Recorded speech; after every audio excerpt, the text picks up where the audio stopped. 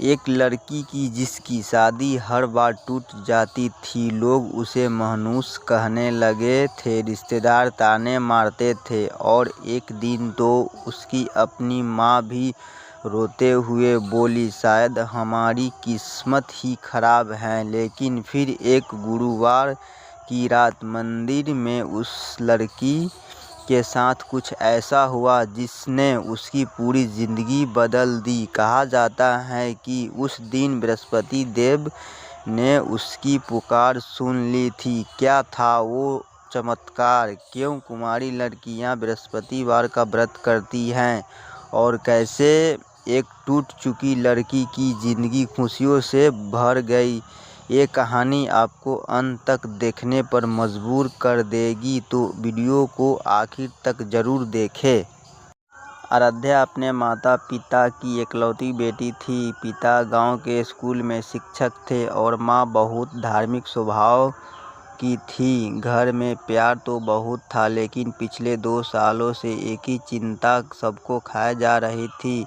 आराध्या की शादी, कई रिश्ते आए, लेकिन हर बार कुछ न कुछ गड़बड़ हो जाती। कभी लड़के वालों को दहेज चाहिए होता, कभी बिना कारण रिश्ता टूट जाता, तो कभी बात पक्की होने के बाद अचानक मना हो जाता। धीरे धीरे गांव के लोग बातें बनाने लगे, लगता है कि लड़की की कुंडली ठीक नहीं है, इतनी पढ़ाई करवा दी इसलिए शादी नहीं हो रही। ये बातें आराध्या को अंदर से तोड़ने लगी।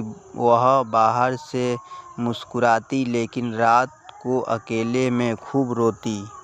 एक रात आराध्या ने अपनी माँ को रोते हुए सुना। माँ अपने पति से कह रही थी, हमारी बेटी इतनी अच्छी है, फिर भी उसकी ज़िंदगी में इतनी मुश्किलें क्यों हैं? उस रात आराध्या पहली बार खुद को बोझ समझने लगी। अगले दिन उसने नौकरी ढूंढने का फैसला किया ताकि कम से कम घर वालों की मदद कर सके, लेकिन वहाँ भी उसे असफलता मिली। जहाँ भी इंटरव्यू देने जाती वहाँ से निराश होकर लौट आती। धीरे धीरे उसका आत्मविश्वास खत्म होने लगा। गुरुवार की शाम थी, बारिश होने वाली थी। आराध्या गांव के पुराने मंदिर पहुंची। मंदिर में बहुत शांति थी। दीपक की लौ धीरे धीरे जल रही थी। वहां मंदिर के एक कोने में बैठकर रोने लगी। तभी वहां एक बुजुर्ग महिला आई।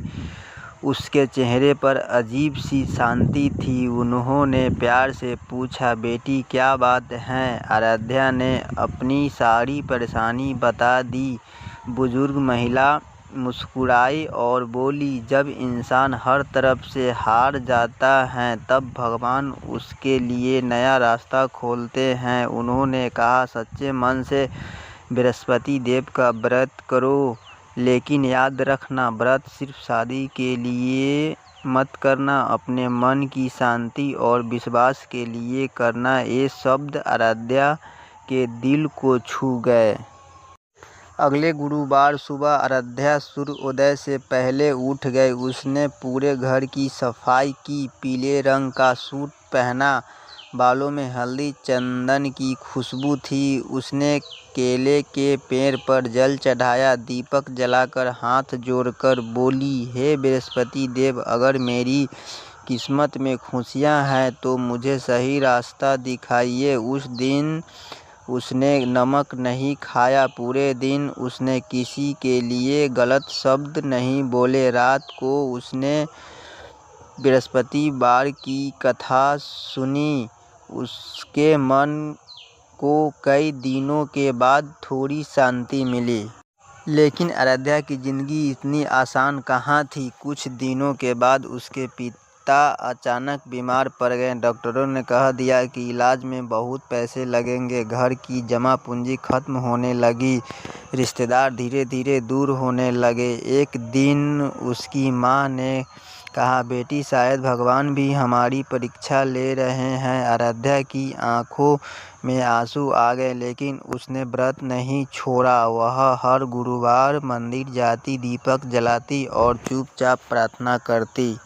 एक सुबह गांव के स्कूल से फ़ोन आया। उन्होंने कहा, हमें अस्थायी टीचर की ज़रूरत है, क्या आप पढ़ा सकती हैं? आराध्या ने तुरंत हाँ कह दिया। उसकी पहली तनख्वाह बहुत छोटी थी, लेकिन जब उसने वो पैसे अपनी माँ के हाथ में रखे तो माँ की आंखों में खुशी के आंसू आ गए। धीरे धीरे घर की हालात सुधरने लगी। आराध्या अब पहले जैसी कमज़ोर लड़की नहीं रही थी। उसके अंदर आत्मविश्वास आ चुका था।